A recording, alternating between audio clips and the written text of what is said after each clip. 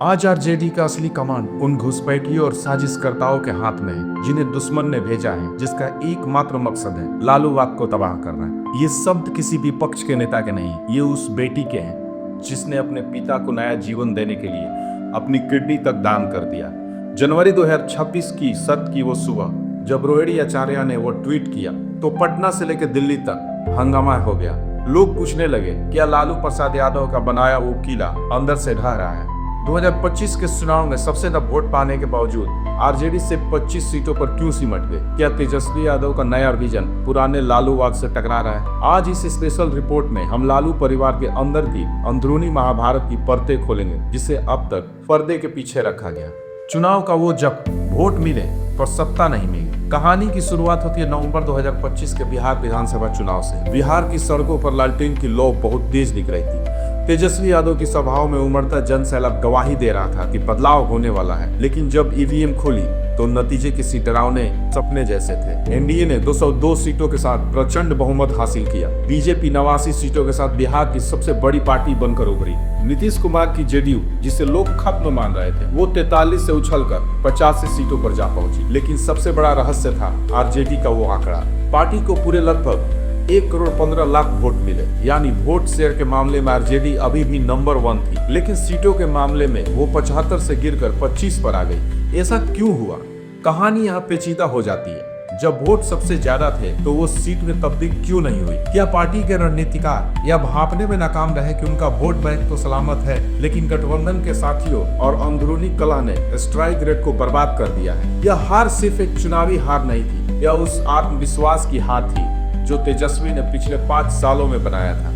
अब सवाल यह उठता है कि आखिर वो कौन सी गलतियां थी जिसने MY समीकरण के इस अभेद किले में सेंध लगा दी? इसके पीछे की 5 गलतियां। पहली गलती, तेज प्रताप यादव का निष्कासन। 2025 के चुनाव से ठीक पहले तेज प्रताप यादव को पार्टी से 6 साल के लिए निकाला गया। तेजस्वी ने इसे अनुशासन कहा, लेकिन जनता ने इसे परिवार की दरार की तरह देखा। तेज प्रताप ने अपनी अलग पार्टी बनाने की घोषणा कर दी।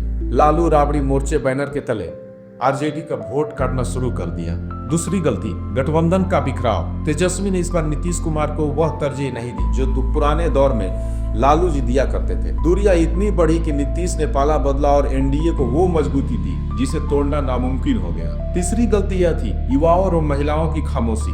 तेजस्वी ने नौकरी का वादा तो किया, लेकिन महिलाओं की सुरक्षा और ग्रामीण अर्थव्यवस्था पर उनके दावे बीजेपी के डबल इंजन से पीछे छूट गए। चौथी गलती ये है, रोहिणी आचार्य का इशारा भी इसी तरफ था। पार्टी के पुराने वफादारों को दरकिनार करना, नए सलाहकार की एंट्री जिन्होंने तेजस्वी को जमीनी हकीकत से दूर कर दिया।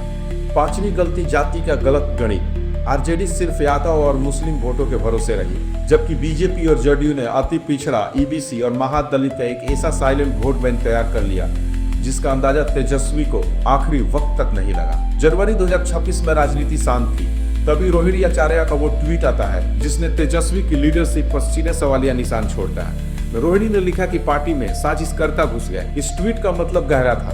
रोहिणी, जो सिंगापुर में रहकर भी लालू के सबसे करीबी सलाहकार मानी जाती हैं, उनका ये कहना है कि लालूवाद खत्म किया जा रहा है। सीधे तौर पर तेजस्वी के इर्द गिर्द मौजूद उन लोगों पर हमला था जो पार्टी के कॉर्पोरेट स्टाइल में चलाना चाहते थे। इधर तेज प्रताप यादव ने इस आग में घी डालने का काम किया। उन्होंने खुले तौर पर रोहिणी का समर्थन किया।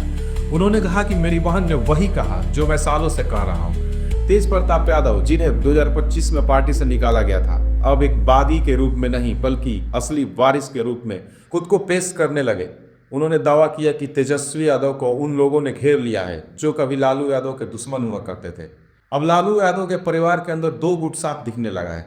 एक वो जो तेजस्वी के आधुनिक विजन के साथ है, और दूसरा रोहिणी और तेज प्रताप के साथ पुराने लालू युग की वापसी चाहते हैं। आज बिहार की सड़कों पर चर्चा इस बात की नहीं है कि विपक्ष क्या करेगा। चर्चा इस बात की है कि लालू के 2 बेटे किस तरफ जाएंगे। तेजस्वी यादव खुद को बिहार के अगले विकास पुरुष के रूप में पेश कर रहे थे। वो डेटा, इन्वेस्टमेंट और आईटी की बात करते थे।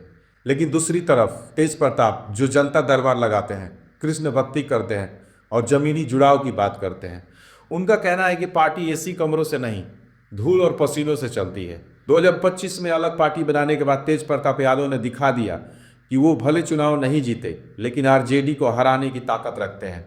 परिवार को इस लड़ाई में आम कार्यकर्ताओं को भ्रम में डाल दिया। क्या भविष्य स्मार्ट तेजस्वी का है या जुझारू तेज प्रताप यादव का या रोहिणी आचार्य का, इन दोनों भाइयों के बीच एक नया सत्ता का केंद्र बनता दिख रहा है। आने वाले समय में आरजेडी के सामने सबसे बड़ी चुनौती बीजेपी या नीतीश कुमार नहीं, बल्कि खुद का घर बचाना है। अगर रोहिणी आचार्य भारत लौटकर सीधे राजनीति में उतरती हैं, तो लालू परिवार का एक इमोशनल मास्टर स्ट्रोक हो सकता है, लेकिन तेजस्वी के लिए एक नई चुनौती। आरजेडी को यह समझना होगा कि 1,15,00,000 वोट यह बताते हैं कि जनता आज भी लालू यादव के नाम पर भरोसा करती है, लेकिन बिखराव ऐसा हुआ कि नेतृत्व उन वोटों को सत्ता की कुर्सी तक नहीं ले जा सकती। क्या तेजस्वी यादव अपने बड़े भाई और बहन को फिर से साथ ला पाएंगे, या फिर लालूवाद के इस महान किले को अंदरूनी महाभारत की आग भस्म कर देगी? आपका क्या सोचना है? क्या तेजस्वी को पुराने नेताओं की बात माननी चाहिए, या रोहिणी की राजनीति में आना आरजेडी के लिए सही होगा? अपनी राय कमेंट में जरूर दें। दोस्तों, बिहार की राजनीति की हर बारीकी खबर के लिए हमारे चैनल को सब्सक्राइब करें।